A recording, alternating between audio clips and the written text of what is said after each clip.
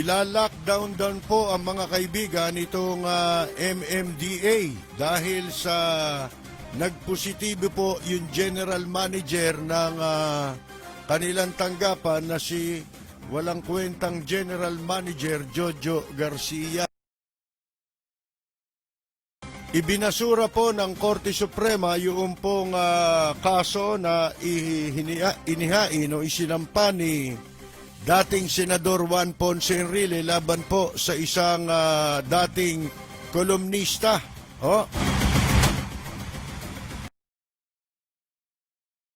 Nagpahayag na naman, muli inulit na naman itong si Presidente Duterte, mga kaibigan, na wag daw pong pupuwersahin yung mga mamamayan na pagbayarin ng renta sa kanilang mga inuupahan sa panahon po ng pandemic yung pong mga may-ari ng building at mga property owners. Ba't kailangan ulitin? Parang sirang plaka itong mga ito. Paulit-ulit, wala naman nangyayari.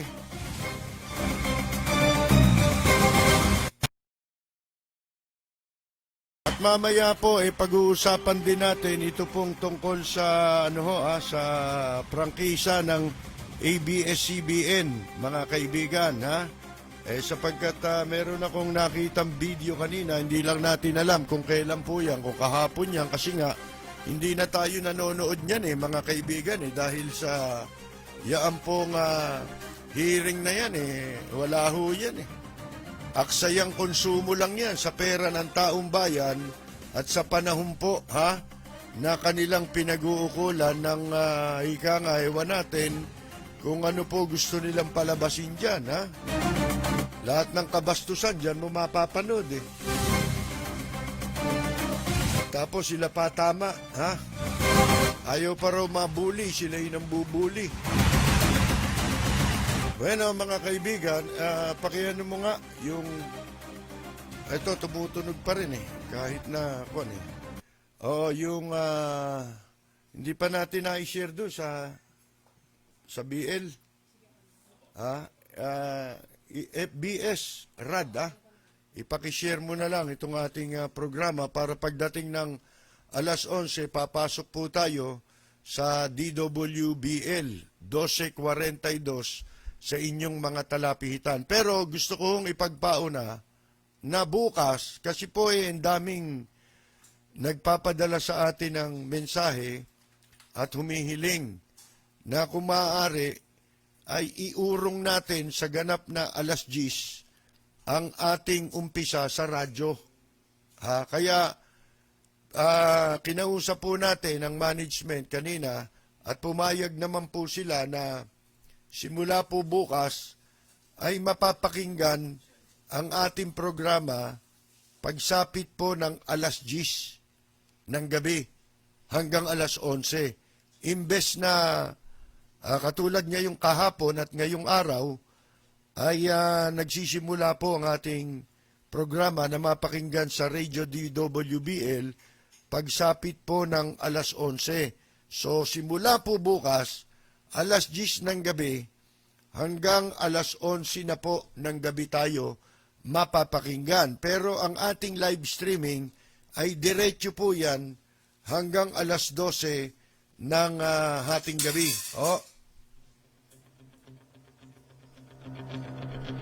Walang preno kung bumatikos, malalim at makatwirang komentaryo. Mag-ingat ang mga politikong gumagawa ng kalokohan at baka kayo ay tamaan ng Rapid Fire! Ayon po sa Metro Manila Development Authority, mga kaibigan, sususpindihin yung pong kanilang trabaho sa kanilang main office. Diyan yun sa Makati, di ba? Sa Guadalupe. Sa Huwebes at Biyernes para magkaroon sila ng sanitation at disinfection. Ito hindi nila ginagawa ito ng gobyerno sa mga panahon na tayo po mahigpit na ipinatutupad ang lockdown. Eh di lalo na, nung nilawagan, wala na ho yan. Makakakita ka lang ng ganyan, yung mga nagdidisinfect sa mga lugar. Halimbawa, palengke. Eh baliwala rin eh. Kasi may kakilala ko eh. Na malengke, pag-uwi, nilagnat na eh. O COVID daw yun. Ngayon, mga kaibigan, dahil lilinisin nila, i-disinfect at lilinisin daw yung kanilang mga tanggapan. Ayon ho sa mga ipinadalang pahayag, ngayong araw, sinasabi na nagsasagawa na raw sila ng contact tracing efforts habang yung iba po ewan ko kung ano ito dahil paliwanag basta tangalam natin ito pong general manager ng MMDA na si Jojo Garcia, yung madaldal, lahat ng tao dyan madaldal. Si Danny Lim naman, hindi ko malaman kung pipe. Dapat tong mga ito, pag lumalabas sa television to, yung merong nagsasign language. Di ba?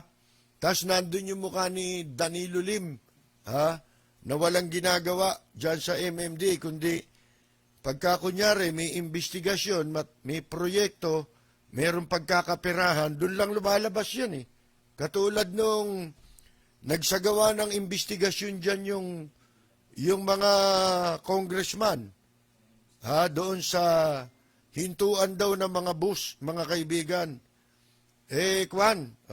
Lumabas si Danny Lim kasi may budget ho yun Dahil pinalagyan nila ng barrier yung lane, yung isang lane para sa mga bus. Ngayon, positive daw itong si Jojo Garcia sa COVID-19. Nag-positive pala siya, no?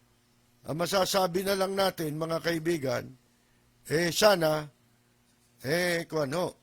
matuluyan na siya na gumaling sa kanyang karamdaman. Ano po?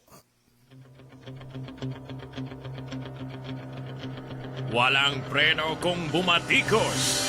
Malalim at makatwirang komentaryo. Mag-ingat ang mga politikong gumagawa ng kalokohan at baka kayo ay tamaan ng Rapid Fire!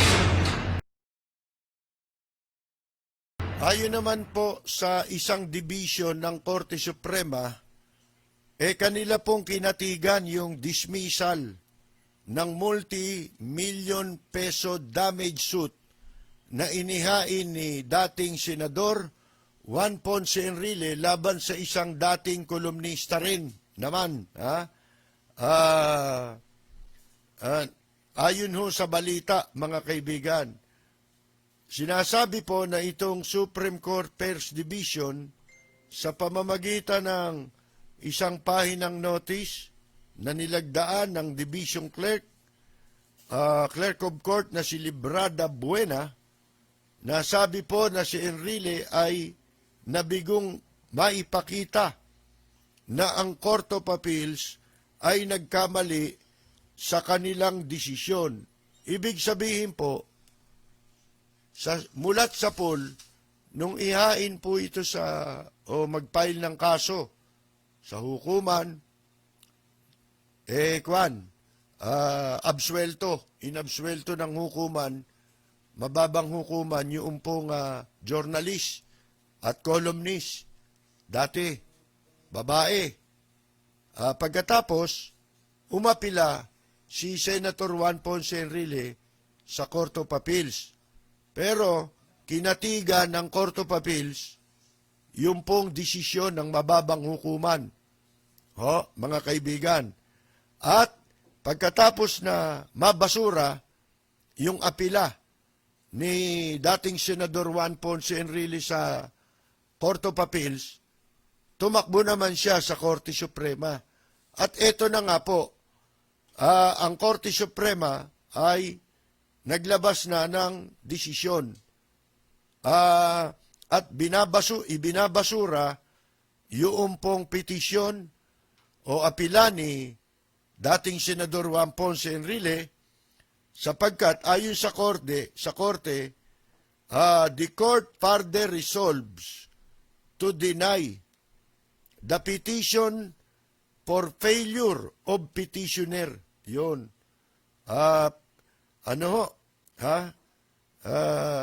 Ibinasura ito dahil nabigo itong petitioner na makapagpakita ng sapat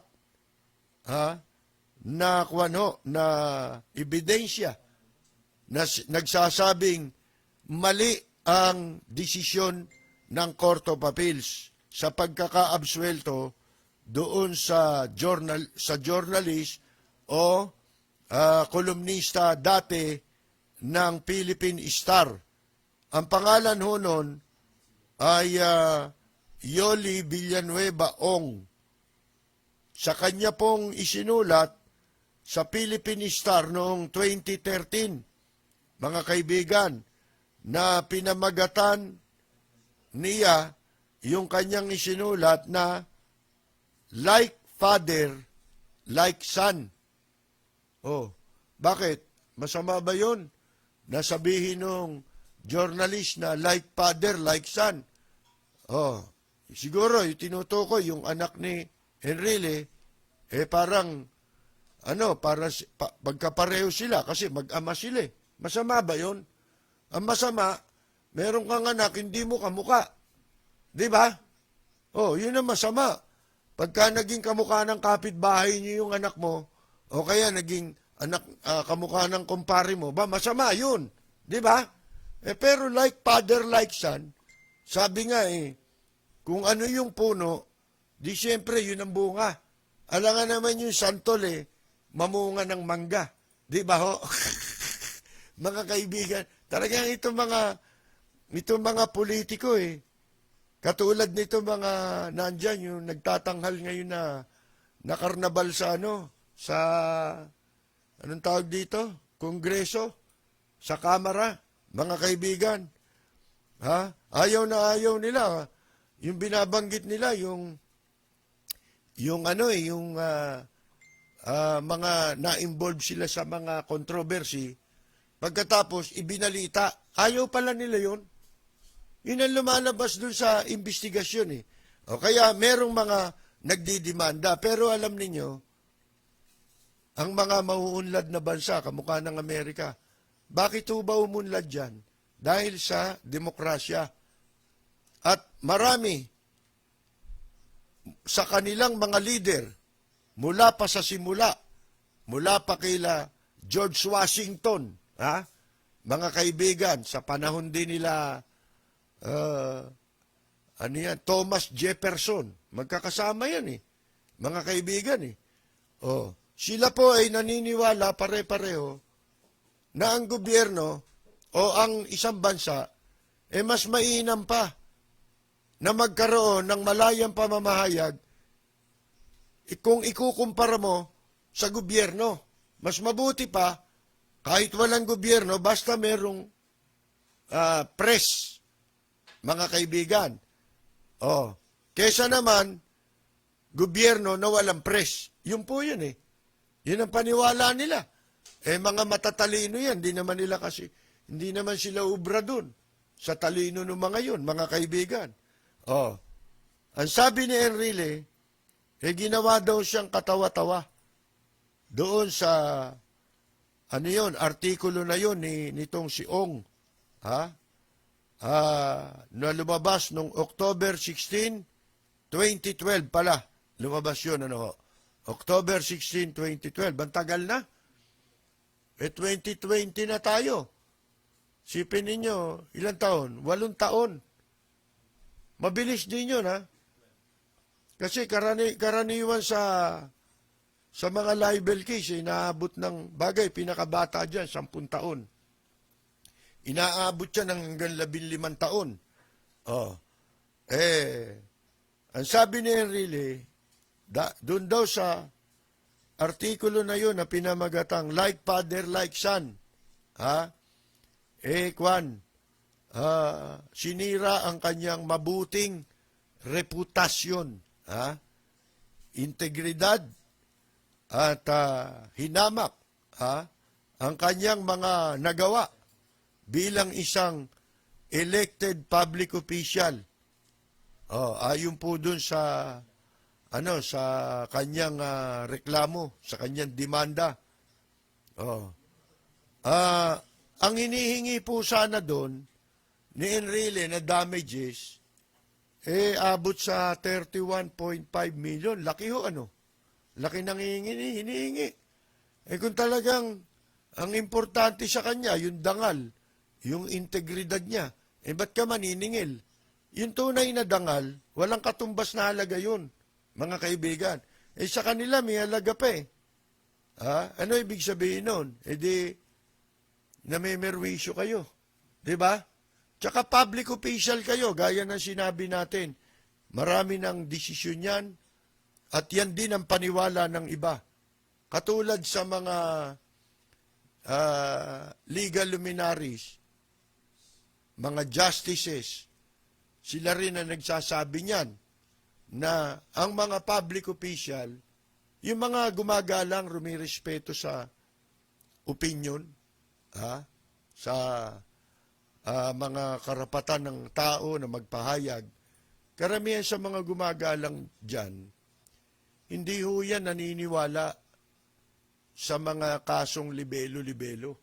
Si Mayor Lim na lang si Mayor Alfredo Lim na lang, isang example na malimit kong ikwento sa inyo. Sapagkat sa kabila ng kanyang strong leadership na nakita naman natin kung gaano ka makatotohanan yung liderato at pagsiservisyo ni Mayor Alfredo Lim, hindi lamang mula sa pagiging alkalde niya, kung hindi pati sa lahat ng posisyon na kanyang hinawakan, simula nang siya maging public servant bilang pulis.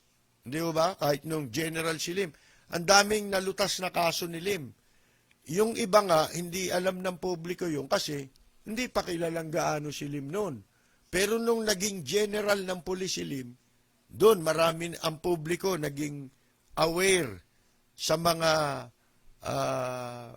accomplishment, achievement ni Mayor Lim, lalo-lalo na sa patas na pagpapatupad ng batas. Diyan nakilala si Lim di ba?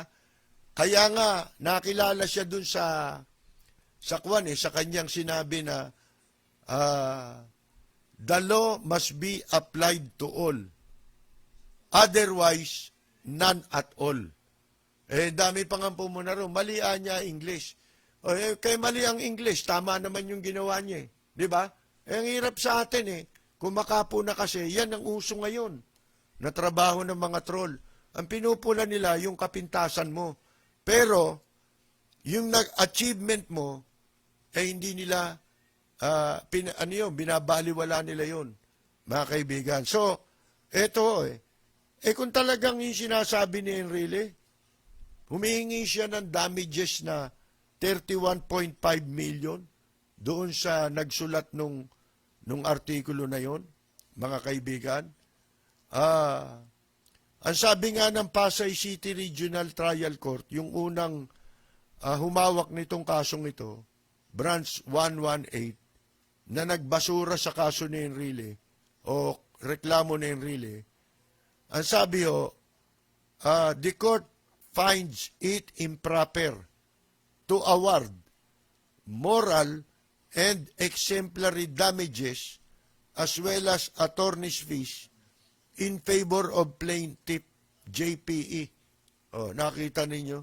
Hindi raw hindi makatwiran na ma-award yung halagang yun na hinihingi para sa moral and exemplary damages, kasama na yung attorney's fees sa panig ng complainant na si Juan Ponce Enrile. Tsaka nakapagtataka, ubod ka ng yaman.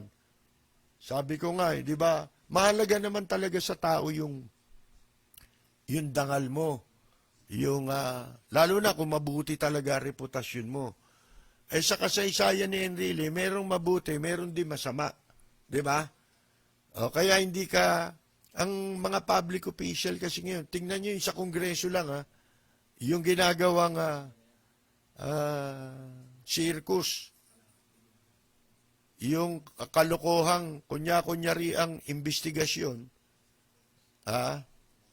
hindi naman in aid of legislation yun. May mabubuo ba silang batas dyan? Sana, kung talagang ang ginagawa yung investigation na ganyan, in aid of legislation. Pero, yung investigation nila, franchise, kung saan-saan pumupunta, mamaya natin pag-uusapan yan. Dahil hindi lang ako ang nagsasabi kung ano yung naririnig nyo sa akin, ngayon sinasabi na nung iba eh. Yung iba, sinasabi na rin nila. Mamaya, sa ikalawang bahagi ng ating palatuntunan natin, mababanggit yan. Ngayon, yun nga, kung ang umasta ngayon ng mga public official, parang, taliwas na doon sa kanilang dapat gampanan tungkulin, mga kaibigan. Akala mo sila na malinis. At kailangan sila magdidikta kung anong gagawin ng journalist sa pagtupad ng kanilang tungkulin. Sila masusunod. Anong kalokohan yan, mga kaibigan? Di ho ba? Kaya ito, nakapagtataka, hingi ka ng 31 million damages sa isang mamamahayag. Hindi ko alam, hindi ko kilala kung sino yung ong na yun, mga kaibigan. Kahit ba may pera pa yun, di ba? Pero karamihan sa mga dinidemandan journalist, wala naman talagang pambayad. Minsan nga, o kadalasan, pag nadidemanda ng libel, at kahit walang kabasi-basi yung reklamo, sumasampa sa hukuman. Alam niyo, yung proseso ng judiciary dapat mabago eh. Kasi po, malayong-malayo na ang proseso ngayon ng katarungan kaysa sa dati. Nagkakaproblema tayo ngayon sa piskal eh. Tingnan niyo, may pinatay na naman na piskal kanina yata. Tinambangan sa Maynila, mga kaibigan. Ang laki ng problema natin sa tanggapan ng Department of Justice. Lalo na dun sa sinasabing determination of probable cause. Isipin ninyo, umabot ito ng Korte Suprema, itong complaint ni Enrile. Samantalang, kung talagang pinag-aralan ng piskal, yung reklamo, hindi na sana matatambakan ng kaso, hindi na sana maaabala ang hukuman, hindi na sana maaaksaya ang pera ng taong bayan, nagugugulin sa paglilitis sa mga kasong ganyan na walang kakwenta-kwentang libel, mga kaibigan. Imbes na ang maatupag yung talagang mga totoong krimen. Kasi itong libel dito lang naman criminal yan eh. Saan ba tayo nagbase ng batas natin sa libel? Hindi ba kinopya natin yan sa Amerika? Bakit sa Amerika civil case yan? Bakit dito criminal case yan? At maliwanag na sinasabi sa saligang batas na walang anumang batas ang dapat likhain na magpapakipot o magpapasikip sa kalayaan ng pamamahayag. Kasama na dyan yung anti-horror bill na yan, mga kaibigan. Ngayon, bakit kayo hingi ng damages, ng danyos? Kung talagang sa palagay mo, meron kang integridad. Kasi yung integrity, yung dignity ng isang tao, yung reputation, mabuting reputation ng isang tao, yan po ba may katumbas na halaga? Walang katumbas na halaga yan eh. Pagpalagay mo na, doon sa istorya pa lang eh, mga kaibigan eh. Like father, like son, question mark pa eh. Nagtatanong eh. Mga kaibigan, ano masama ron? Masama bang magtanong na yung ama kamukha ng anak? Ha? Like father, like son. Ang masama, yung sinabi niya na, yung anak niya, ano ba sinabi? Yung anak ni Enrile, kamukha nung kapitbahay nila. O kaya, kamukha ng kumpare niya. Walang preno kung bumatikos. Malalim at makatwirang komentaryo. Mag-ingat ang mga politikong gumagawa ng kalokohan at baka kayo ay tamaan ng Lapid Fire! Ang hirap po kasi, ako dati nga, kinukwento ko sa inyo, naging mabait naman sa akin si dating Senador Juan Ponce Enrile. Once upon a time, nung kami nakakasama-sama pa dyan sa Intercon. Nawala na rin yun dahil sa, nawala na rin ang kredibilidad ang standby ng mga tao ron sapagkat marami doon ang ingikil. Dumating yung panahon na nung nagumpisa yun, 95% kinikikila ng 5%. Nung bandang uli, 5% na lang ang kinikikila nung 95%. Kailan ginagawa ng mga hustler na lang yung mga tao ron. Mang-uuto. Yun ang gusto ng mga politiko, inuuto sila.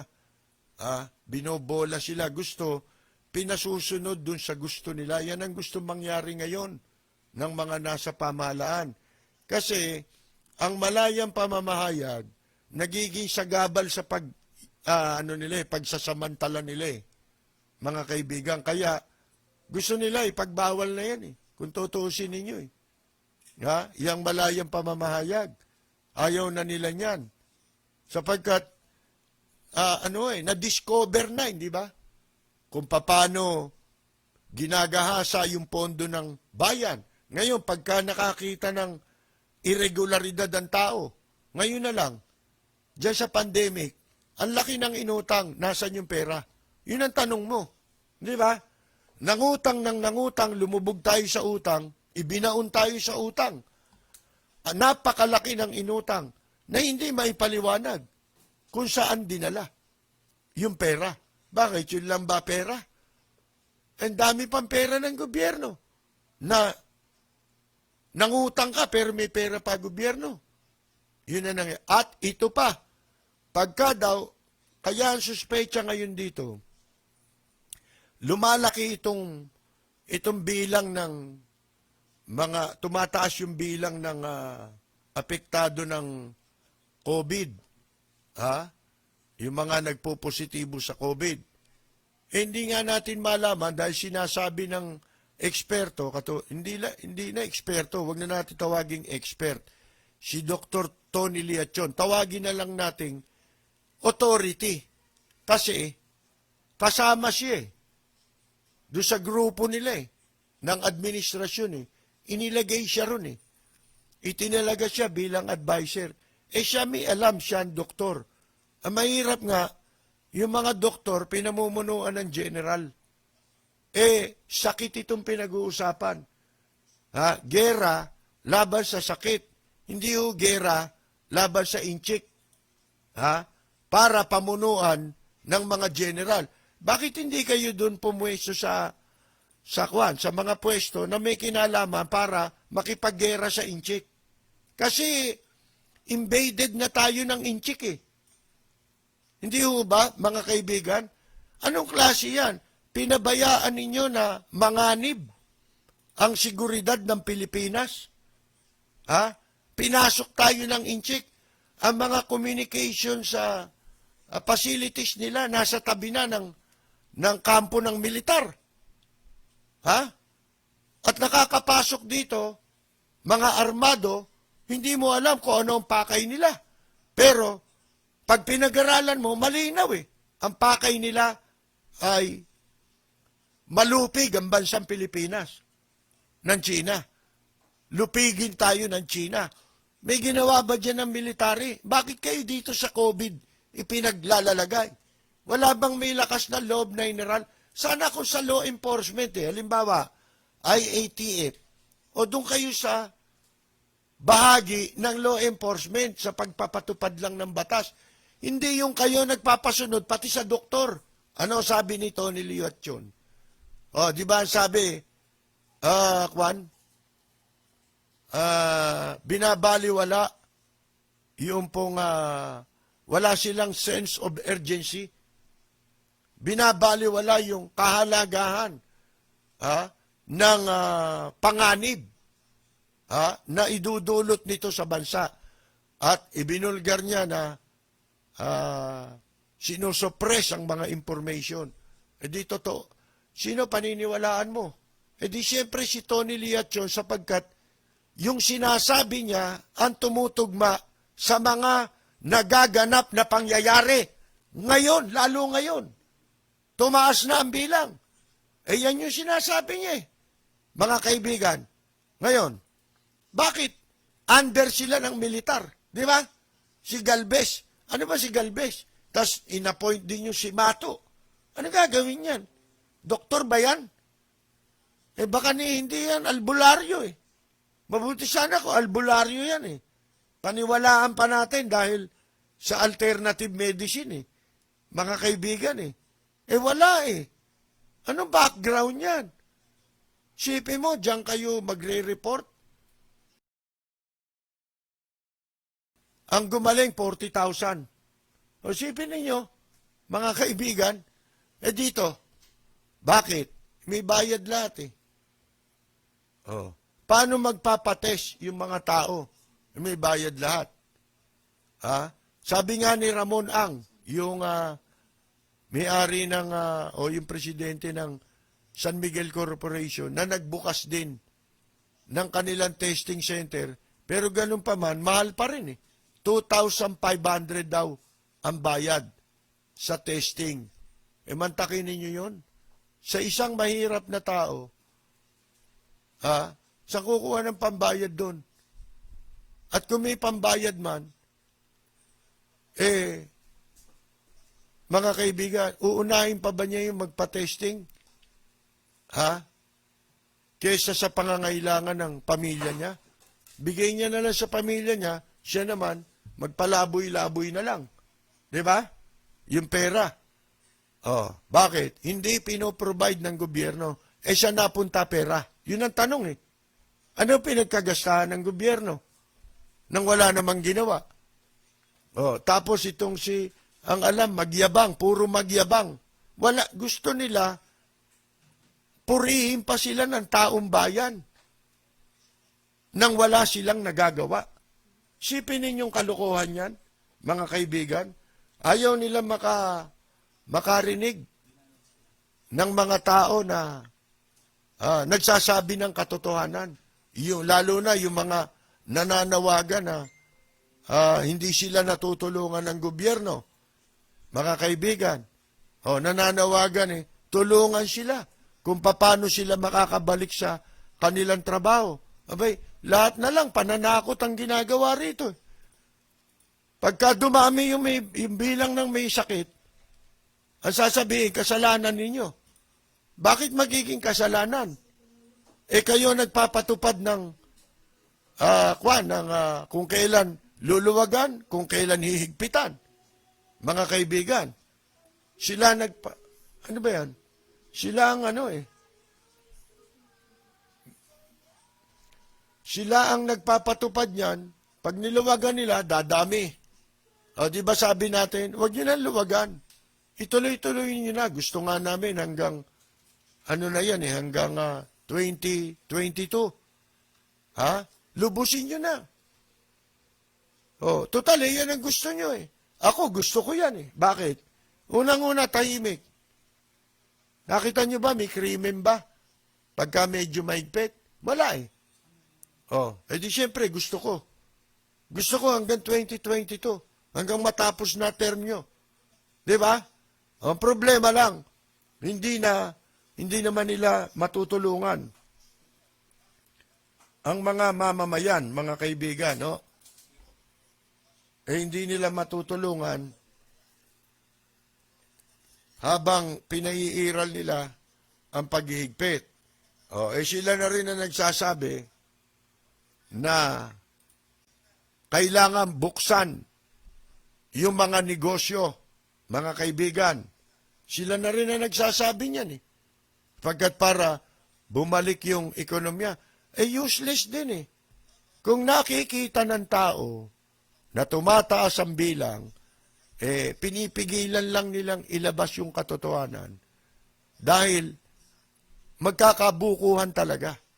Bakit nagkaganyan? Dahil kitang-kita naman ninyo, ano ba ginawa nila? Sige nga. Sabi ko nga, imbes na, yung man lamang pamimigay ng face mask, nakakita ba kayo namigay sila? Wala naman namigay eh. Ang masama pa, yung mga ospital, patuloy sa pag-aabuso, mga kaibigan. May mga nagdodonasyon. Nasaan yung mga donasyon na PPE? Yung pondo, donasyon, para pambili ng mga PPE. Marami yan. Nasaan yan? Nai-account ba yan? Ni Duque? Mga kaibigan? Ngayon, wala silang totally nagawa. Wala tayong nakitang ginawa nila. Doon lamang sa pamimigay ng pondo, mga kaibigan, marami naman talagang hindi nakatanggap. Ang hindi lang sana entitled talaga riyan, yung mga talaga mayayaman. Madali naman ma-identify yan. Di ba? Alangan naman yung taga Forbes Park, humingi pa yan. Baka mismo sila, hindi nila tatanggapin yan. Mga kaibigan, kung 8,000 lang. Hindi ba? Aani nila yan. Pero lahat hindi nabigyan eh. Pero sa ibang bansa, kahit mayaman ka, katulad sa Japan, yung mga kumpanya tinutulungan eh. Yung mga bar lang doon. Yung mga bar, yung mga maliliit na bar. Ang lalaki ng nakuha. Balita sa akin, mga kaibigan. Ang lalaking pera nakuha nila. Merong half million yen. Meron eh. Tapos may kasunod pa. At yung buwanan hindi binibigay ng isang gulpe, kamukha rito, 8,000. First tranche daw. Yung second tranche, wala na. Na ipinangako nila, mga kaibigan. At wala na yung mga pondo. Yan na mahirap. Kaya, lumalabas, investigasyon tungkol sa ABS-CBN, pahabain. Pahabain nila. I-dribble ninyo ng i-dribble. Lokohin ninyo ng lokohin ng sarili ninyo. Sarili nyo na niloloko nyo riyan eh. Wala naman kayong iniimbestigahan dyan eh. Iniimbestigahan nyo, hindi sakop nung purpose ng pagpapatawag ninyo ng inquiry tungkol sa prangkisa. Hindi covered eh. Mga kaibigan eh. Ito naman si Guarin, umepal. Yun. Bumaliktad eh. Paano? Marami rin sigurong atraso. Si Deng Baxia, mga kaibigan. Nung una, galit na galit yung mga DDS dyan, di ba? Gusto nila ipako sa krus yan. Ngayon, bakit hindi na nila binabanatan? Kakampi na eh. Yun yung sinasabi ko noon, na dapat hindi tayo nagbabase sa political color ng isang tao.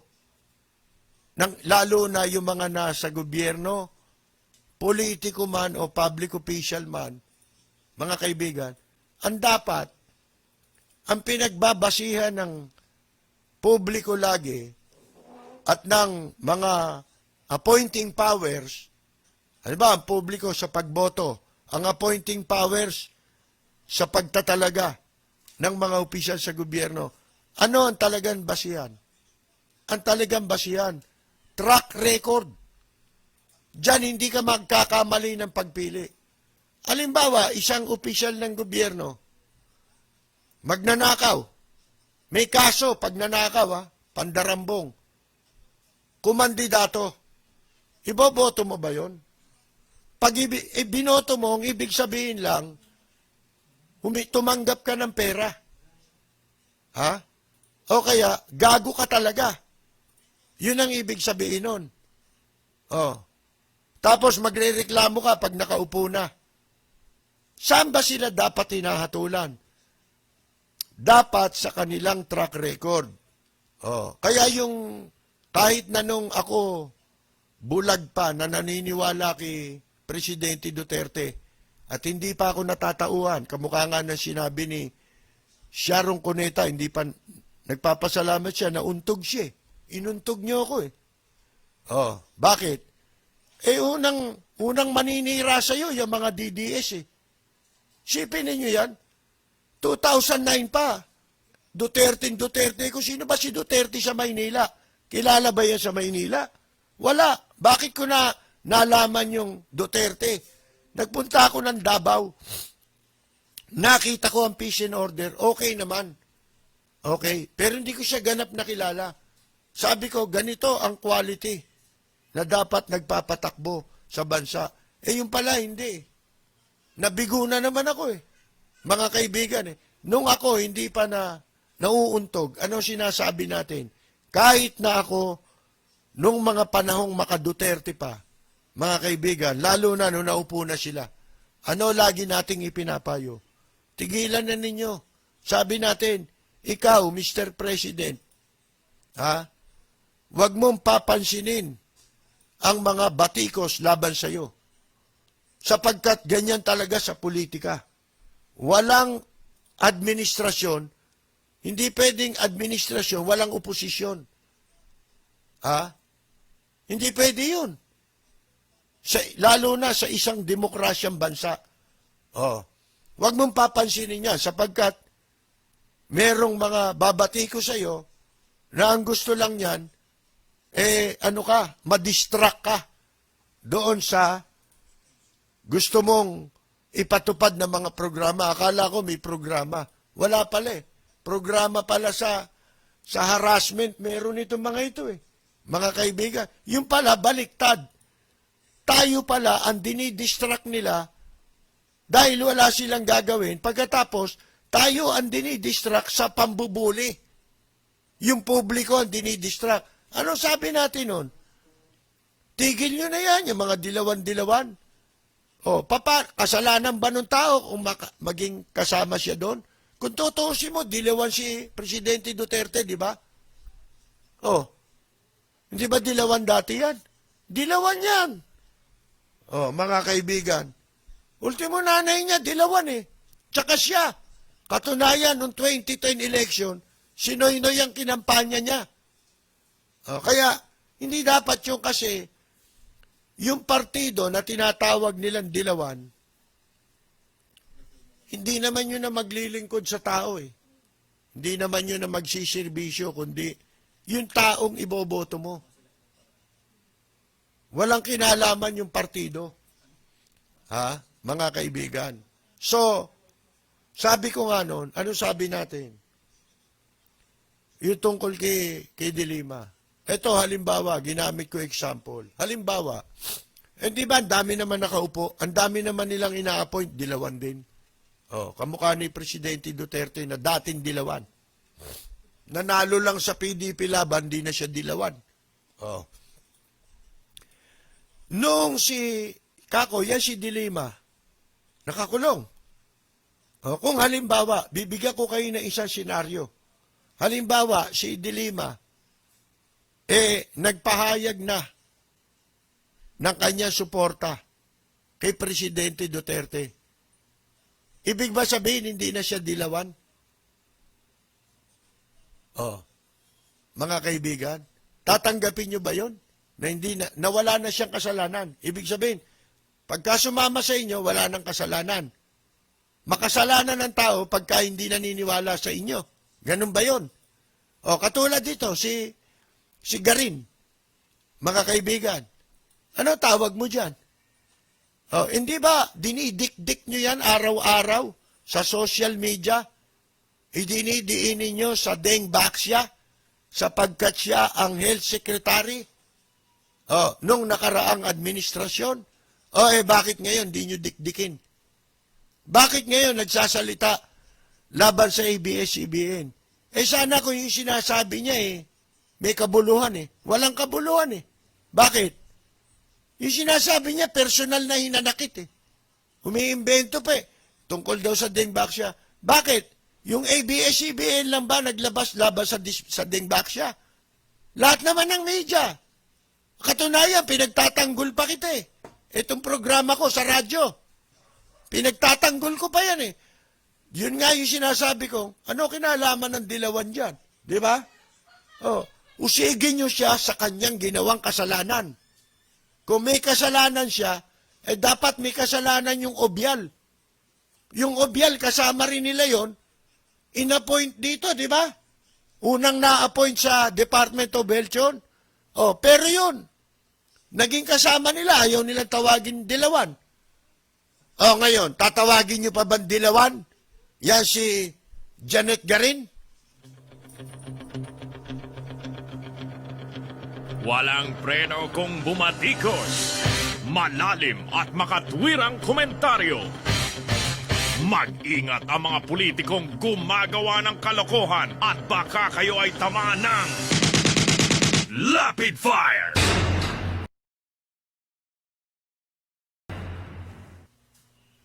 Bueno, mga kaibigan, iwanan natin yan. Ano na yan, babalikan ko yan mamaya sa ikalawang bahagi ng ating programa. Ano ba ito? Teka, meron akong hinahanap ditong, ayan. Ito, yung sinasabi ni,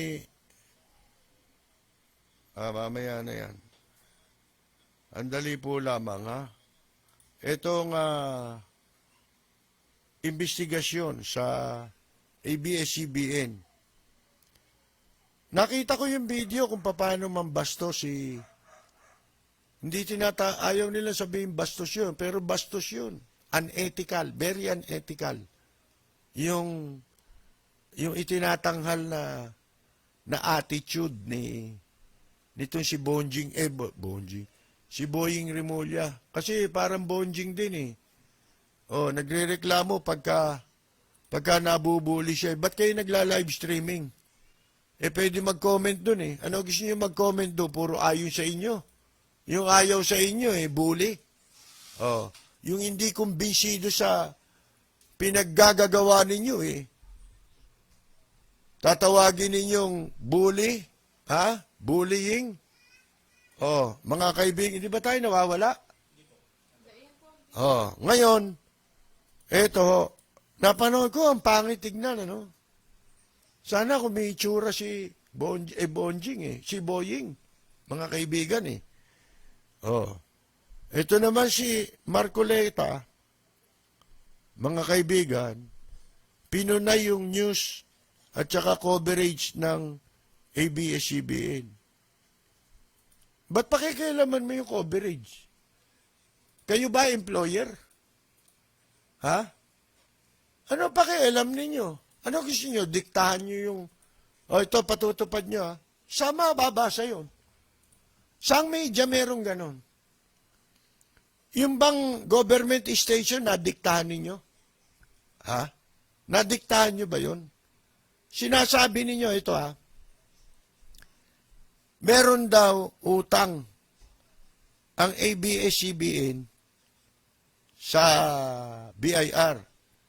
Oh. Tandaan ninyo ang ABS-CBN sarado ngayon. Bakit ito sinara yan? Ha? Dahil ba sa violation? Hindi. Baka nagkakamali kayo ng impresyon.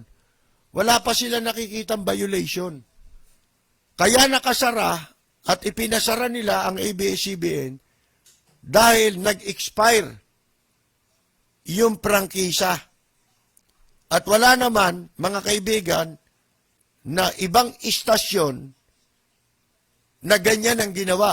Na nung ma-expire ang prangkisa, inisyuhan ng cease and desist order. Walang istasyon na ganun. Pinayagan nila makapag-operate lahat ng istasyon habang dinidinig ang prangkisa sa Kongreso. Eto lang yun kung tutuusin nyo, nasa na yung inimbestigahan nyo ba yung yung hindi nagbayad ng buwis, yung isang, yung nasa government station nung panahon ni Wanda Teo, nasaan yung pera? Pera nga ng gobyerno yung kinuha eh. Binalik ba yun? Pinabalik nyo ba? Oh, pera ng gobyerno yun, ba't di nyo ipabalik? Oh, ba't nandyan pa rin? Hindi ko maintindihan eh. Hindi, sila mismo, hindi, yung ginagawa nila, hindi nila alam kung paano nilulusutan. Kaya ang ginagawa, dinadaan sa kunyari galit para mapagtakban yung kanilang kahihiyan. Akala nila hindi mahahalata ng tao yun. Ha? Mga kaibigan. O bueno, sandali lamang sapagkat sa ilang saglit ay papasok na po tayo sa ating palatuntunan at magbabalik po tayo pagkatapos lamang ng ilang mensahe. Mula sa top-rated music station ng Dekada 80, ang WBL. Tuloy na naglilingkod sa inyo sa pamamagitan ng magaganda at piling-piling programa. Mula Lunes hanggang Linggo, aaliwin kayo ng aming kilalang mga komentarista at public service program. Ito lamang sa himpilan ng DWBL. Magandang umaga. Congratulations. Tagahanga mo kami. Hindi mo lang nakakuha. Matagal na kami nakikinig sa'yo. Kasi magandang programa mo. Bukod sa mayroong tinatalakay na tama sa bayan, mayroong humor. At saka bilib ako sa'yo. Kasi nung minsan parang nagagalit yung babae sa'yo. Pero hindi mo pinatulang, cool ka lang. Ang ganda ka. Tira mo ka ako yung si Percy ka. Magaling talaga. Talagang kakako. Maganda ka makiharap sa tao. Congratulations. Babati lang ako sa'yo. At more power. Keep it up. Ang balitang ito ay hatid sa inyo ng Hataw. Number 1 sa balita, basta tabloid. Hataw!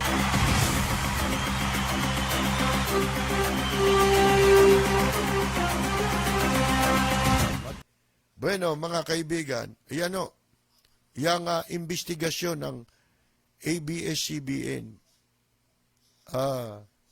ang daming puna, meron daw po na si Marcoleta, Nakuan, tanggalin mo nga yung sound noon.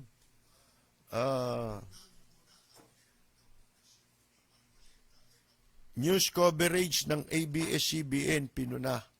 Ano pa kailam niya ron? Sa news coverage. Ano ibig mo sabihin? Kayo magtatakda kung papaano sila maghahatid ng pagbabalita at papaano silang magko-cover ng mga istorya? Ganun ba yun? Kailan nangyari yun? Kaya makikita nyo, hindi seryoso ito eh. Mga kaibigan, hindi seryoso. Gusto nila magpasikat na kaya nilang idribble yung investigasyon tungkol sa prangkisa kuno. Hindi naman prangkisa pinag-uusapan. Ang pinag-uusapan, katulad nun, news coverage. Ano kinalaman ng news coverage sa prangkisa? Ilabas niyo muna, nasaan yung rules ng prangkisa? Sige nga, ano ron sa mga nasasaad sa batas ng prangkisa ang sinasabi ninyong hindi dapat malabag na nilabag ng ABS-CBN. Hanggang ngayon, wala kayong maipakita eh. Yung nag-iisa ninyong, nag-iisang, ano tawag doon? Nag-iisang issue na ginamit laban sa ABS-CBN. Pumalpak pa eh, yung citizenship eh. Bakit? Kasi, ginigiit nilang US citizen, pero dual citizen. Asan ang labag? Wala palang nilalabag doon kasi kung ikaw, sa batas natin, ipinanganak ka, na nung ipanganak ka, ang tatay mo, nanay mo, parehong US citizen, Filipino citizen, Pilipino ka. Natural born citizen ka. Kesa ang lupalop ka pinanganak. Sa Amerika naman, wala silang pakialam kay 10 pa citizenship mo. Ang pinakikialaman nila kung ikaw citizen nila. Doon lang sila may pakialam sa'yo. Asan ang labag? Oh, inumbang naging American citizen siya dahil pinanganak siya ron eh. Nawala na ba yung pagka-Filipino citizenship niya? Hindi naman nawawala eh. Bakit? Sapagkat yung magulang niya, parehong Pilipino nung siya ipanganak. Oh, hindi mo ba? Ngayon, saan sila nagpunta? Iba-iba na. Oh. Wala kayong karapatan. Niloloko nyo lang yung sarili nyo eh. Na pakialaman nyo, coverage. Doon naman kayo pumunta ngayon. Si Garin naman, may drama pa si Garin eh. Nasaktan. Hinanakit yan eh. Mga kaibigan, di pwede hinanakit sa prangkisa. Nakalagay ba sa prangkisa pag may hinanakit ka eh? Alam nyo kung sa tutusin, abuso na yan ha. Yung ginagawang investigasyon na yan. Inaabuso nila kasi merong purpose yan. Ang pinakamalapit na purpose na ating nakikita dyan, mga kaibigan, patagalin yung investigasyon kuno. Pagdinig lang yan eh. Hindi naman talaga supposed to be investigation yan eh. Pero masyado nang abusado sa kapangyarihan. Wala nang limitasyon. Ano kayo? Commission on appointments? Ha? Hindi naman commission on... Ano yan? Blue Ribbon Committee? Hindi naman eh. Committee on Franchise yan eh. Tapos may good governance pa kayo. Bakit? Meron ba kayo nun? Good governance? Bad governance nga kayo. Mga kaibigan, yung ginagawa nila, abuso na yan. Mga kaibigan, sa totoo lang, pag-abuso sa kanilang kapangyarihan. Walang preno kung bumatikos. Malalim at makatwirang komentaryo. Mag-ingat ang mga politikong gumagawa ng kalokohan at baka kayo ay tamaan ng Lapid Fire!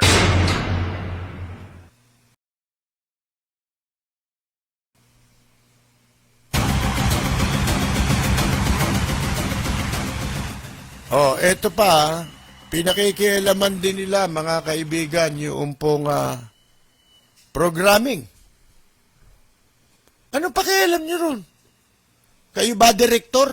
Di ba ganyan din yung ginagawa nila noon sa ang probinsyano, mga kaibigan? Oh, ganyan din yun eh, sa ang probinsyano. Gusto nilang, yung pakialaman, yung takbo ng istorya. Bakit? Nanonood ba kayo ng mga pelikulang western? Mga police stories? Mga kaibigan, European, mga police stories, tsaka American? Nanonood ba kayo niyan? Oh. Lahat ng istorya, nilalabas yan eh. Mga kaibigan eh. Katahang isip yan eh. Yun ang gusto maging takbo nung namumuhunan sa palabas eh. Bakit marunong pa kayo? Ngayon, kung gusto ninyong lumitaw na moralista kayo, at meron kayong sinasabing kalaswaan, hindi pa rin yan sa franchise. Ano yan? Dapat ninyong banatan dyan sa investigasyon ninyo, yung MTRCB, para saan yun? Hindi ba, sa mga nakaraan, merong mga gumawa ng paglabag, di ba? Tulad si Joey De Leon. Hindi ba pinarusahan ng MTRCB? Meron pang iba. Pagka gumawa ng lumagpas na dun sa kanilang dapat na gampanan sa pagtatanghal nila, nang babastos na sila, nang lalait na sila. Yun lang ka ba yung bakla dyan sa ABS-CBN eh? Wala pa rin kayong pakialam doon. Kaya nga nagtayo ng MTRCB. Para sila ang maging authority, mag-supervise sa mga ganyang klase ng programa, kung meron. Meron naman talaga minsan, mga baboy na di ba? Kay Willie Rebillame lang eh. Lintik eh, mga kaibigan eh, di ba? Nagkaroon din ng problema nung araw yan. Sa ganyan, di ba? Sino ang opisina? Kaninong opisina? Sa MTRCB. May sakop niya. Bakit kayo nakikialam dyan? Ano, kayo na lahat? Kayo na MTRCB, kayo na rin ang BIR. Buwagin na natin lahat. Itira na natin yung Congress. Walang preno kung bumatikos. Malalim at makatwirang komentaryo. Mag-ingat ang mga politikong gumagawa ng kalokohan at baka kayo ay tamaan ng Rapid Fire!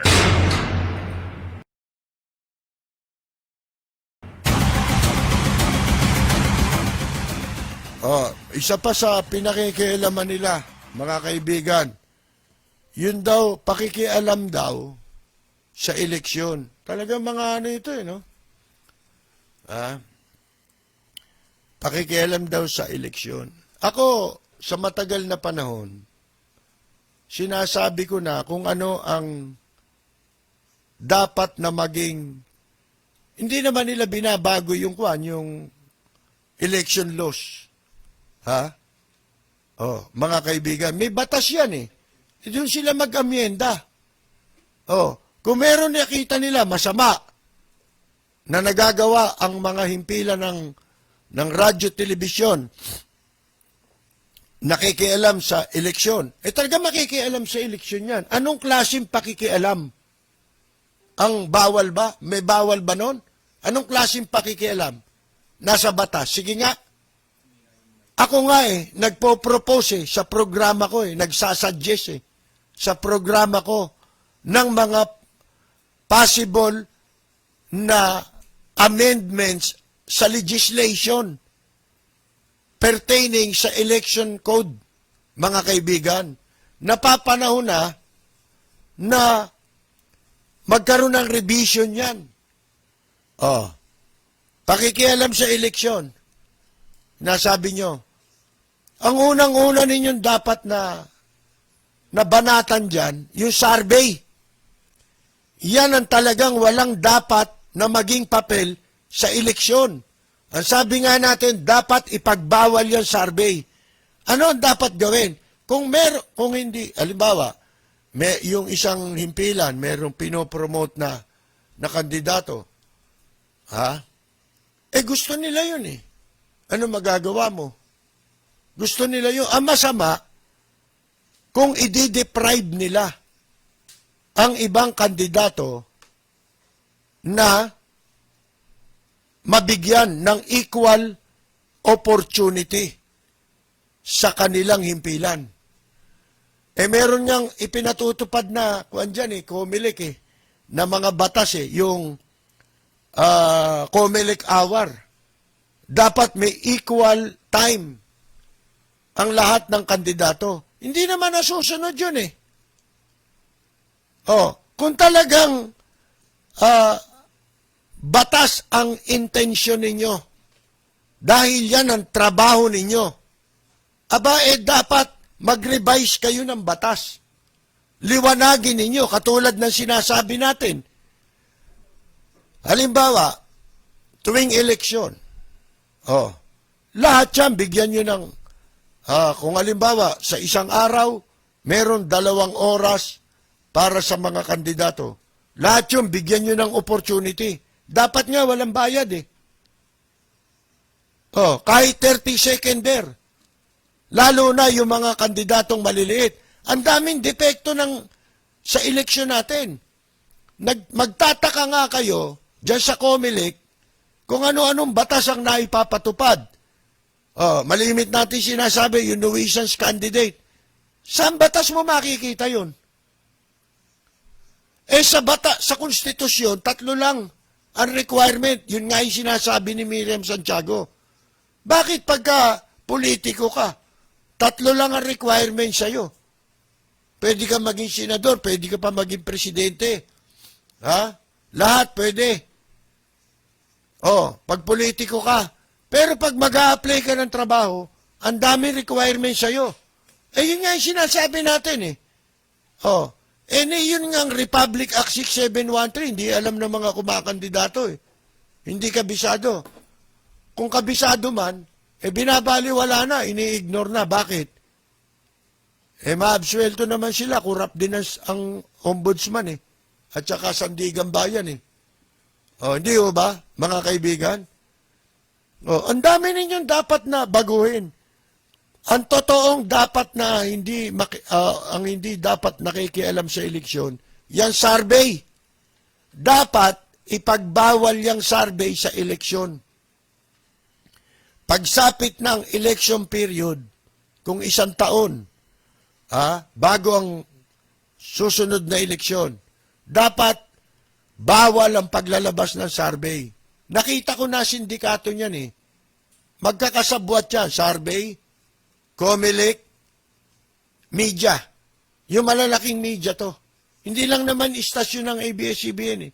Malalaking media kasama yan. Periodiko kasama yan. Pagka ginagamit yung istorya ng survey, mga kaibigan, nakikinabang dyan ang media, nakikinabang dyan ang COMELEC, nakikinabang ang Smartmatic, nakikinabang ang politiko. Bakit? Di ba, binibili ng kandidato yan eh, yung survey. Malayo pa eleksyon, yung survey nila tapos na hanggang sa eleksyon. Meron na silang kopya. Inilalabas na lang yon, isa-isa. Pero nasa kanila na yun. Matagal nang tapos yung survey nila. Ganyang ginagawa ang panloloko sa survey. Bakit nakakasabwat ang COMELEC? Bakit nakakasabwat ang Smartmatic at ang mga malalaking media? Bakit yun ABS-CBN lang ang ididiin mo dyan? Ang talagang promotor dyan, dapat putulin dyan, yung survey. Bakit nagkakasabuatan yan? Pare-pareho silang makikinabang eh. Yung survey, nagagamit ng COMELEC para pagkaperahan ng kandidato. Iaayon nila ang pag-doktor sa eleksyon, sa resulta ng eleksyon, dadayain ng COMELEC yan, nakapattern sa survey. Kung ano yung ilalabas ng survey, yun ang pananalunin ng COMELEC. Yun ang tsansa na panalunin ng COMELEC. Kaya kayong mga botante, puro kayo patay gutom ang tingin sa inyo. Magkano lang kayo? Magkano binabayad sa mga yan? Sa survey, sa COMELEC, magkano kinikita ng mga walang yadyan? Ang eleksyon, pinipix yan.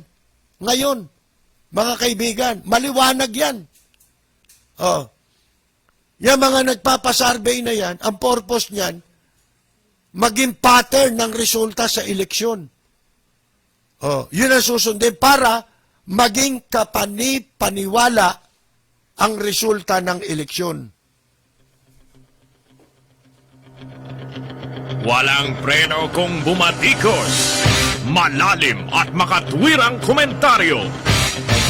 Mag-ingat ang mga politikong gumagawa ng kalokohan at baka kayo ay tamaan ng Rapid Fire! Rapid at sa mga listeners ngayon, binabati ko ang inyong programang Rapid Fire sa matapang at makatotohanang pagbabalita. Lagi po nating pakinggan ang programang Rapid Fire ni Kapersil Lapid. Ito po ang inyong katrupa at kaibigan, May Pacquiao. Maraming salamat po. Ano pa yung, alam nyo, dapat talaga na gawin dyan ng ABS-CBN. Kung kayo, masyado naman mahaba na pasensya ninyo. Sa ginagawang panloloko, ginagamit kayo sa dribble. O baka naman, in the end, may usapan na rin yan. Diba? Hindi natin nalalaman eh. Pero ganun pa man, ang talagang salbahe dito, yung ginagawa nila na investigasyon. Sabi ko nga, ganyan ba ang history ng ginawa ninyong hearing tungkol sa prangkisa Sa lahat ng istasyon, lahatin na natin. Ganyan ba ginawa ninyo? Aber, ilabas nyo nga yung record. Kung nagkaroon ng kahit minsan, katulad ng ginagawa ninyong investigasyon ngayon laban sa ABS-CBN. Alin, pagka nakikita mong ganyan, mahirap yung nagpapakasangkapang ka eh. Tinitiis mo yung pag-alipusta, pagdapurak, lahat ng ginagawa, lahat ng gusto nilang gawin, makapagyabang lang para makapagpasikat sa amo nila. O, nakita mo, eto, ganito ang ganyang kamagtangal. Pupurihin ka eh. Kasi, ginagampanan mo yung papel na gustong mangyari nung amo mo na gusto mong pagsipsipan. Hindi ba? Doon ka nagsisipsip. O, nagagampanan mo yung tungkulin mo, matutuwa ngayon sa'yo. Sino napabuti? Nakabuti ba sa tao yon? Nakabuti ba sa bansa yon? Hindi. Sino napabuti? Ikaw lang. Ginagawa mo lahat yan, kayong lahat dyan sa Kongreso na nagpa-participate sa pambubuli, ginagawa nyo yan para mapabuti kayo. Katulad si Garin. Mapapabuti siya. Dati siyang ika nga po eh. Yung pamilya nila, di ba sinasangkot pa nga sila sa droga? Oh, ngayon wala na. Hindi na sila ibabas ng mga DDS. Bakit? Ano na eh? Kasama na sa orkestra eh. Kung ako, yung nasa lagay na yon ng ABS-CBN, kung mahaba rin pasensya nila, di ba? Ba't kailangan mo pang pag-aksayain yung panahon mo? Lahat na sasabihin mo ron, bababuyin ka, babastusin ka, para lumabas silang magaling. Kahit na sa harap sa mata ng publiko, alam na alam yung ginagawa nila. Foul. Abuso. Mga kaibigan. Sobrang pag-abuso sa kapangyarihan na. Alin? Total, wala ka naman laban sa ginagawa nila eh. Dahil lahat ng gusto nila, yun ang gagawin nila. Kaya ano sabihin mo, hindi importante sa kanila yun. Ang importante sa kanila, sasabihin nila. Ngayon, kung yun ay importante sa kanila, ba't nag-a-attend pa kayo ng hearing? Di mag-walk out na lang kayo, di ba? Walang preno kung bumatikos. Malalim at makatwirang komentaryo.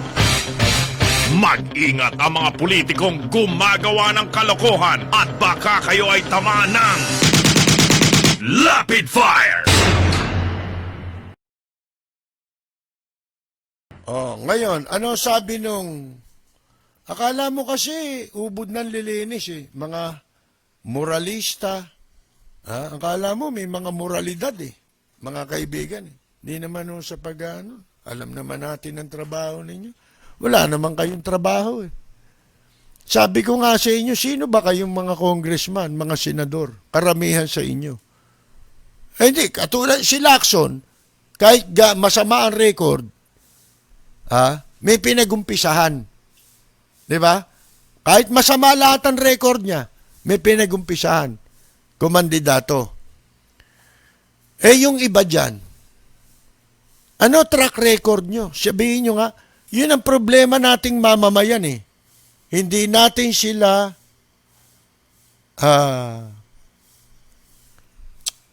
hindi raw maganda sound natin eh. Kasi merong ano rito eh. Hindi ko malaman kung saan yung lugar nyo. Kasi yung iba naman sa Pasig, okay naman. Sa ibang lugar, baka masama lang ang totoo niyan, yung nagsasabi sa atin, nandyan lang kayo sa tabi ng istasyon eh. Lapit lang na istasyon nyo, ilang hakbang lang, nilalakad ko lang yan eh. Ngayon,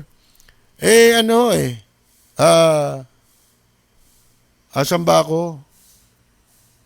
Yung ginagawa ng Kongreso, wala na. walang mga track record dyan, oh, tumakbo. Oh. Basta na lang tatakbo. Anak ako ni ganun eh. Para bang, ano na yung credential na yun. Akala mo, yung ginawa nung tatay niya, halimbawa, gumawa ng mabuti tatay niya. Kaya hindi ako naniniwala sa ganun eh. Halimbawa, si dating Pangulong Marcos, bilib ako. Di ba? At masasabi ko, walang makakapantay kay Marcos sa galing magpatakbo ng gobyerno. Pero, sasabihin mo sa akin, iboto mo niya si Bongbong. Ay hindi, mag-iisip ako. Bakit? Hindi naman siya si Marcos eh. Sino siya? Kalahati niya Marcos. Kalahati niya Romualdez. 50% siya. Di ba? At hindi nangangahulugan na como anak siya ni Marcos, pareho na sila. Magiging ganun din siya. Kagaling. Hindi yon. Titignan natin, di ba? Mga kaibigan, kung kaya niyang sundan, so far, wala pa naman tayong nakikita. Kundi maliban sa, naging official na rin siya, pero isang beses ko lang napanood na sumali sa hearing yan eh. Ala na eh. Mga kaibigan eh. Bilang senador. O dun sa, sa Ilocos. O kung iba ang pupwesto, siguro ibang pwesto ang tatakbuhan niya, baka sakali. Pero presidency pag-uusapan natin, kung may pagpipilian tayo, hindi natin i-confine ang ating criteria sa pagpili ng kandidato dahil sa siya anak ni Pangulong Ferdinand Marcos, mga kaibigan. Hindi ba? Dapat hindi na gano'n. Wala na rin tayong political party ngayon. Kaya anuman political party siya nabibilang, titignan ko pa rin sa iyo yung kakayahan mo dahil sa iyong track record. Kung masama track record mo, ba't naman kita iboboto? Bakit ka naman dapat iboto?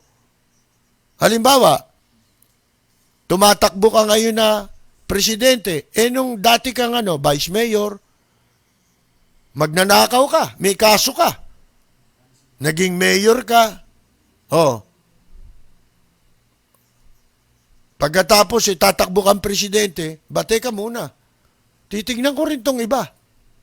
Kung ito, halimbawa, Leni Robredo, kahit sino itapat mo dyan, nakakandidato, unang lamang na si Leni Robredo. Bakit? Vice President siya eh. Di ba? One step to presidency. Mga kaibigan, track record. May masama ba tong ginawa? Nagnakaw beto? Wala naman eh. Dito sa pandemic, sa lahat ng nangyari sa gobyerno, sinisiraan pa siya. Pero sa kabila nun, patuloy siyang gumagawa. Hindi ba? Mga kaibigan, halimbawa lang yan. Ibinibigay ko lang halimbawa. At hindi ako naniniwala sa paninira lang. Lalo na kung wala namang kinalaman sa dapat maging basihan ng isang tao pa sa kanyang pagtakbo sa politika. Lalo na siya nakaupo. Nanalo siya. Siya nakaupo. Dinayaan niya. Nandayaan niya yan si Leni Robredo. Kung mga makapagsalita, akala mo titistigo sa kaso eh. Pag pinatawag mo naman yung mga yan, di naman pupunta. Magsisipagtago yan. At kaya nila sinasabi yan, paano? Nag-iiba sila ng pangalan sa social media. Ngayon, mga kaibigan, kung talagang totoo, nag-aakusa kayo, dinaya, ano basihan nyo? Sige nga, anandaya raw si Leni Robredo mismo. Sintido ko mon. Paano niya nagawa? Yun ay paliwanag mo. Paano niya nagawa yun? Sige nga. Siya ba nagproklama sa sarili niya? Siya rin ba nagbilang ng boto para madaya niya yung boto? Sige nga. Oh, mga kaibigan. Kung may nandaya, COMELEC.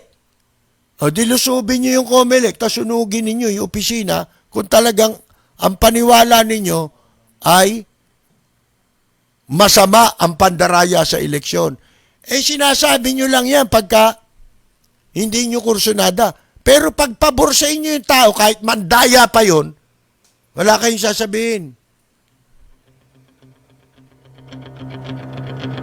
Walang preno kung bumatikos. Malalim at makatwirang komentaryo. Mag-ingat ang mga politikong gumagawa ng kalokohan at baka kayo ay tamaan ng Lapid Fire!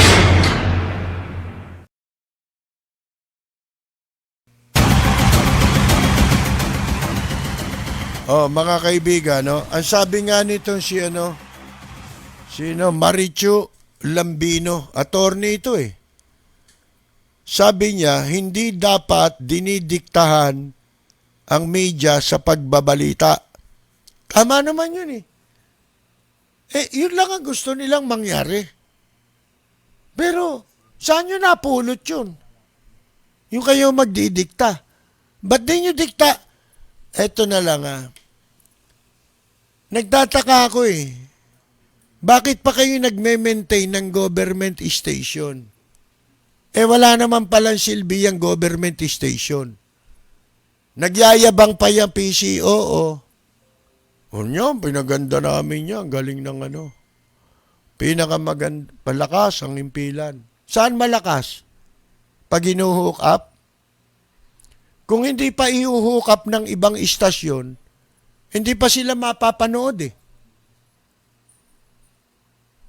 Hindi sila makaisip ng paraan kung paano nila magagamit na mapaniniwala sa mga istasyon na yan na pinatatakbo ng gobyerno ang publiko. Yun ang problema nila eh. Ha?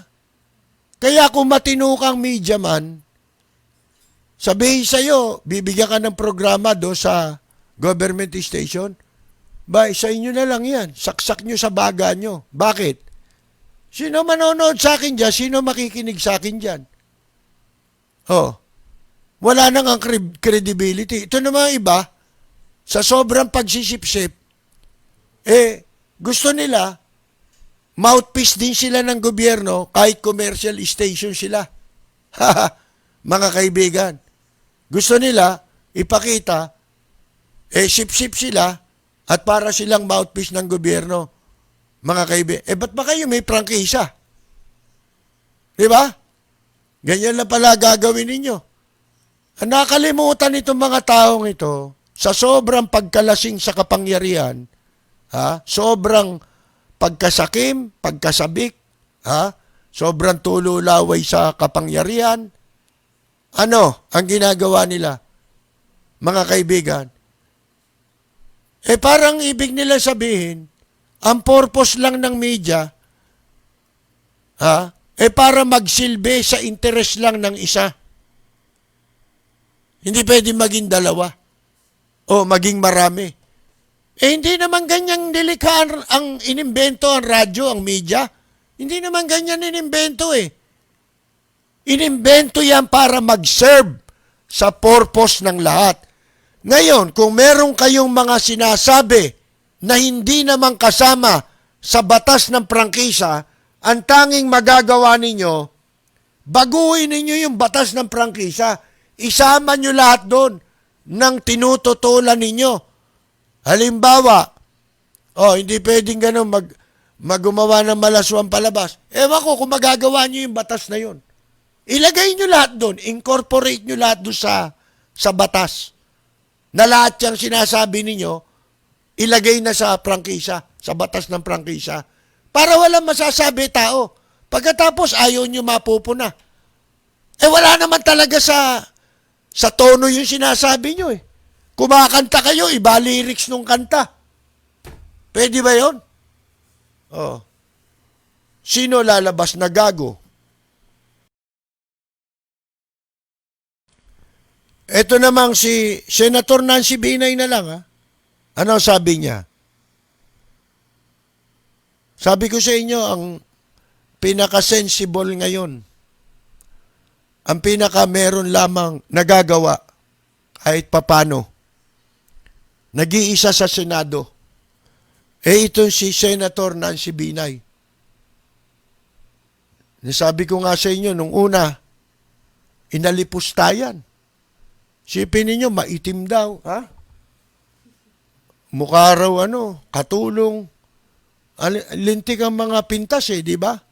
Na inabot nito. Pero yan ba nagtanim? Nagtanim ba na sama ng loob yan sa ABS-CBN? Nagtanim ba na sama ng loob yan sa media? Hindi. Ano katunayan, mga kaibigan? Sinasabi niya lang kung ano yung tama. Hindi mo anya dapat isali dyan yung personal. Di ba yun ang sinasabi ko sa inyo? Sabi ko nga, ako dapat samantalahin kong pagkakataong ito eh. Hindi naman ako kamukha nung ibang naglulutangan dyan na dating broadcaster ng ABS-CBN, dating empleyado niya ng ABS-CBN, mga kaibigan. Masama na sinasabi, wala naman sa kaugnayan sa prangkisa. Ano yung sinasabi? Hinanakit. Kasi natanggal sila. Natanggal ka pala, meron ka palang valid issue. Bakit isasama mo, isasakay mo sa issue ng prangkisa? Yun ang masama eh. Sabi ko nga sa inyo, ako meron din eh. Hindi naman ako taga riyan. Pero alam ko kawalang yan nung mga programa dyan. Ha? Katulad yung programa ng Kabayong Bakla. Walang iya yan, mga kaibigan. Yan talaga dapat ma-MTRCB yan. Mga kaibigan.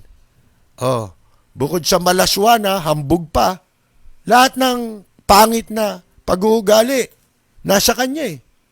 Mga kaibigan, sakim. Gusto magiganti sa iba, idadamay ang ibang tao. Ganyan kawalang hiya yan, mga kaibigan. Hindi naman niya kaaway. Gusto lang niyang mag-exercise ng kanyang authority over the station. And speaking of station, pakinggan muna natin to. Sa top-rated music station ng Dekada 80, ang WBL. Patuloy na naglilingkod sa inyo sa pamamagitan ng magaganda at piling-piling programa. Mula Lunes hanggang Linggo, aaliwin kayo ng aming kilalang mga komentarista at public service program. Ito lamang sa himpilan ng DWBL. Ngayon, ano ba yung sabi ni, binanggit ni Senator Nancy Binay na kami nga yung tatay ko. Di ba? May mas masama pa bang nagkaroon ng experience na nangyari kay Vice President Jojo Binay? Tayo, kasama tayo sa bumatikos doon, mga kaibigan. Dahil yun ay base naman sa kung ano yung lumalabas sa investigation. Sino nagmagaling doon? Si Alan Peter Cayetano. Sino pa? Yung iba. Si Coco Pimentel. Mabuti si Senator Trillanes, consistent, di ba? Ngayon, eto, sabi ni Senator Nancy Binay, hugot should be set aside. Dapat daw, isang tabi, yung hugot. Ewan ko to si Garin, baka hindi pa nahuhugot. Si Garin, ano ba pangalan nito? Si Janet biglang hugot? Hindi. Si Hugot. Humuhugot eh. Nalungkot eh. Ng experience sila. Sabi ni Binay, yung personal viewpoints, personal mong pananaw, should be set aside because issues that we need to address should never be about us. Kung mga hugot at hinanakit lang, kita mo, ginamit na ni Senator Binay yung sinasabi natin. Hinanakit lang naman about negative stories ang pag-uusapan tungkol sa network, winner at top notcher na ang pamilya namin. O, tingnan mo to ha. What kept us grounded is that we knew what was true, legit and factual versus the yarn of lies against our family. Binay said, o yan, despite the treatment we received, o yan ha, I always believe freedom to information and access to information are the bigger pictures in a democratic space. Oh. Yan, believe tayo eh. Dito ngayon, maaring nung una, siyempre, bago siyang senador, di ba? Pero, dito sa panahon, iisipin mo ba lalabas si Binay na ganito, si Nancy Binay? Na walang tumitindig para magtanggol sa kung ano ang tama? Mga kaibigan, hindi natin iniisip yun. Lalo na, kung investigasyon sa ABS-CBN, baka lihim siyang nagtatawa at ang kanyang pamilya. Pero hindi. Sila ng kanyang ama, parehong kontra sa ginagawa na panggigipit sa ABS-CBN. Naranasan nila eh. At sila ang dapat na magkaroon ng pinakamalaking hinanakit. Di ba? Halos mapali sila, di ba? Mabuti na, naging senador na si Nancy Binay. Nung mangyari. Pero muntik na sila naubos eh. Isipin mo yung kanilang ama, tumakbong congressman, natalo. Dahil sa walang puknat na coverage. Pero, trabaho ng media yun eh. Ano magagawa mo? Yun ang istorya eh. Oh, mga kaibigan. At yun talagang, kung tutuusin mo, politically motivated yun. Pag tinignan mo ang timing, mga kaibigan, itiniming yun na malakas na ang kampanya ni Binay. Siya na ang number 1 contender because siya ang vice president. Oh, mga kaibigan. Nagsip-sip yung iba, si Cayetano. Gusto magsip-sip kay Noynoy. Dati naman siya sip-sip dun eh. Di ba? Buong akala niya, siya ang mapapatakbong kandidato ng Liberal Party for Vice President. Hindi siya. Masama na ngayon. Di ba? Mga kaibigan, tingnan ninyo. Bakit ito sila Binay? Hindi nagtanim ng Yan talaga dapat eh. Magtataka ka nga eh. Ang bababaw nung sinasabing hinanakit nila laban sa ABS-CBN eh. Mabababaw lahat eh. Mga kaibigan eh. May mas malalim pa ba rito sa naging karanasan ng pamilya Binay? Mga kaibigan. Halos magkasakit si Vice President Binay noon. Nakita ninyo ang naging itsura, di ba? Naging dugyot. Nadugyot si BP Binay. Pero, ngayon, sa harap ng pandemya, ang presidente nga natin lumalabas once a week. Magsasalita lang kung i-quarantine, i-general, XCQ, GCQ, MCQQ, mga kaibigan, kung anong QQ yan. Yun lang. Pero nakita nyo ba yan? Tumindig yan on issues para sa taong bayan? Wala. Pag para sa taong incheck, yan. Titindig yan.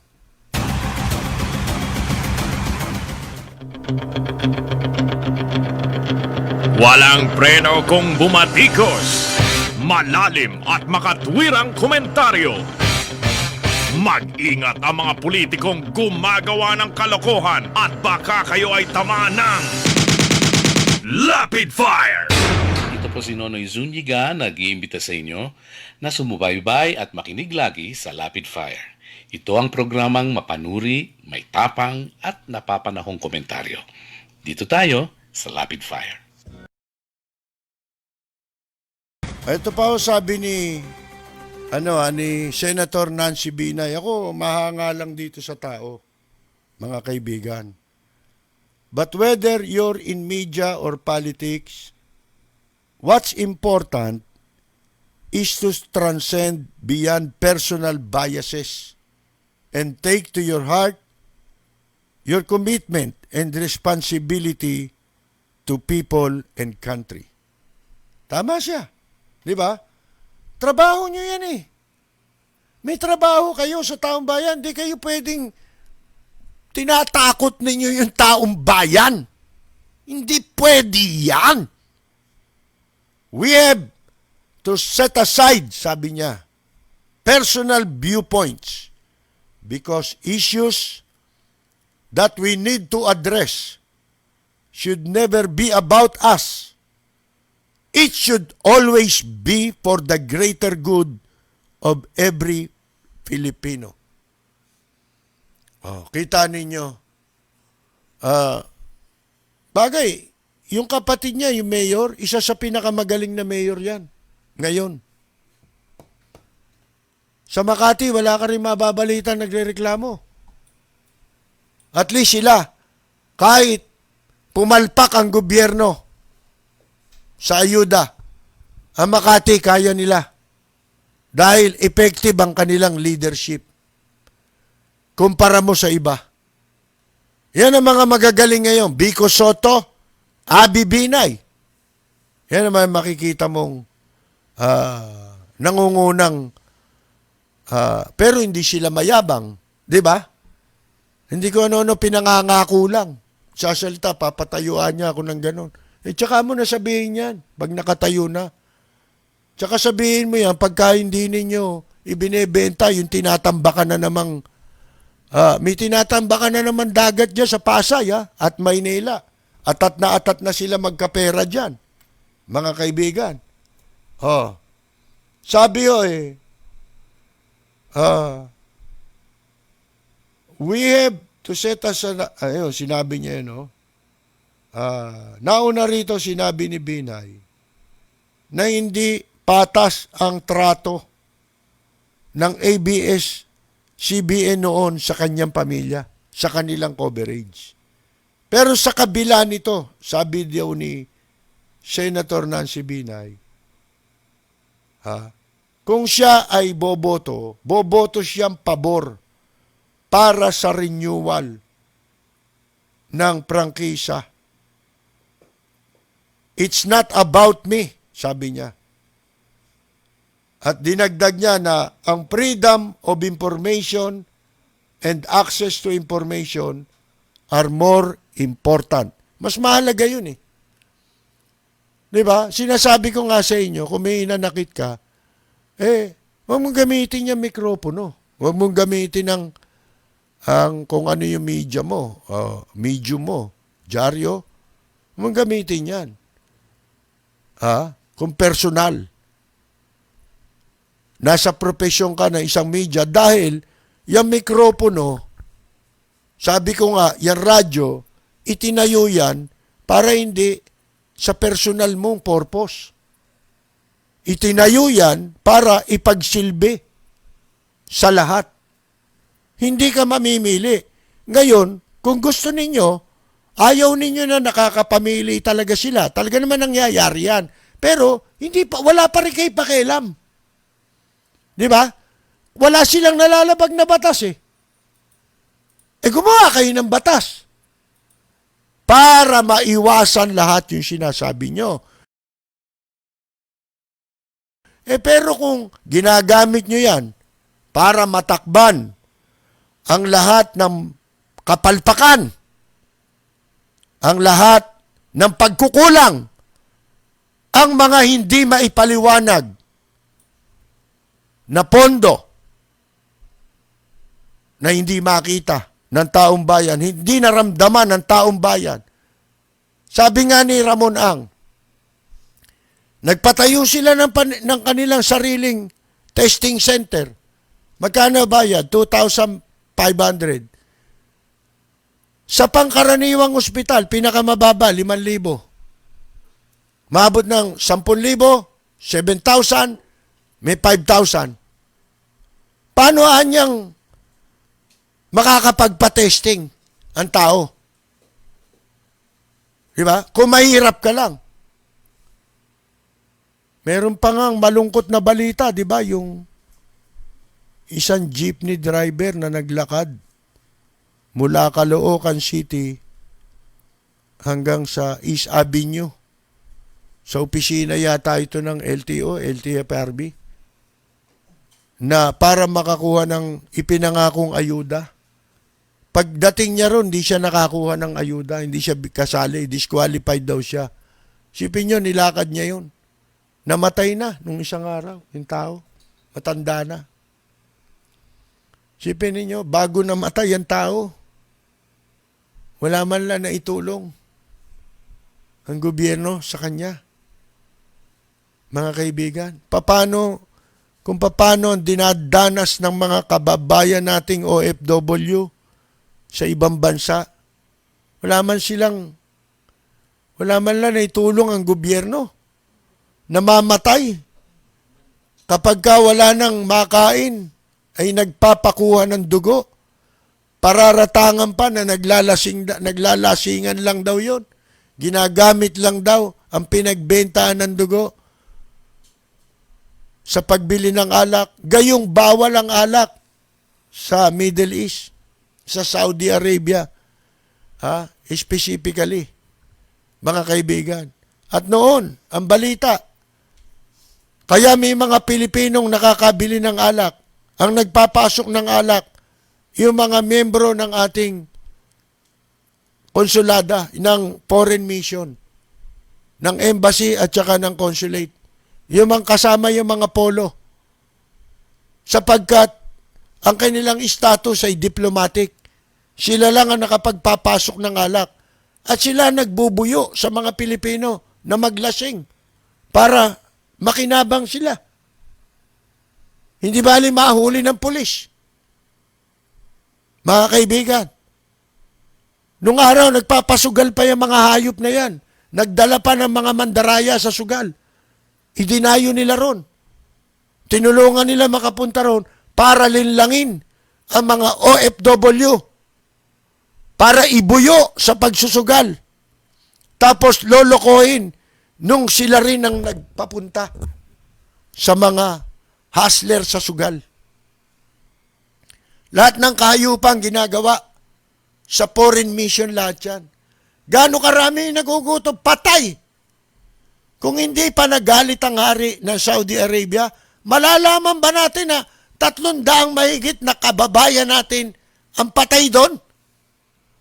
Ni wala nakakaalam kung ano dahilan. Naalaman na lang. Hinihiling nila, iuwi nyo na ang mga kababayan ninyo diyan sa Pilipinas. Di ba? Anong klaseng gobyerno ito? OWA? Napakawalang yan ang ginawa ng OWA. Dating nilang sinasabi na mahigit 700 milyong piso ang pondo ng OWA. Ngayon sinasabi, ubos na raw. Mauubos na raw. Ngayon July. 18 billion daw ang pondo. Ano? Sino nagnakaw niyan? Nasundan namin ang kasaysayan ng OWA simula sa panahon ni dating Pangulong Marcos hanggang ngayon. Sasabihin nyo, 18 billion. Eto na lang. Kwentahin ninyo. Ilan ang umalis na OFW simula nung magkaroon ng OWA? Simula nung pasimulan yan, ang pangungulekta sa OWA. Hanggang ngayon. Hindi ba may pag-aaral nga? Hindi pag-aaral, kundi report. Ayon mismo sa website ng Philippine Overseas Employment Administration, ito'y years ago nung binabanata natin niya. Alam nyo, may batas na nagbubuwag sa OWA, POEA. Yung Migrant Workers Act of 1995. Nalihim po yan, inamyendahan. Dapat matagal na sarado yung mga yan eh. Wala na dapat binabayaran ang ating mga OFW. Sinisingil ninyo ng bayad ang mga OFW nang wala naman kayong kapalit na serbisyo, kundi, tatawagin nyo lang na mga bagong bayani. Pero yung tamang serbisyo, wala. Katunayan, yung pera ng OWA, pera ng OFW yan. Walang karapatan ng gobyerno na waldasin yan. Trust fund yan. Katulad lang yan ang pera ng GSIS at ng SS. Ipinagkatiwala lang sa gobyerno yan. Ni minsan, wala pa tayong proyektong nakita na ginawa yung tanggapan na yan sa ilalim ng Department of Labor para sa direktamenteng kapakanan ng mga OFW.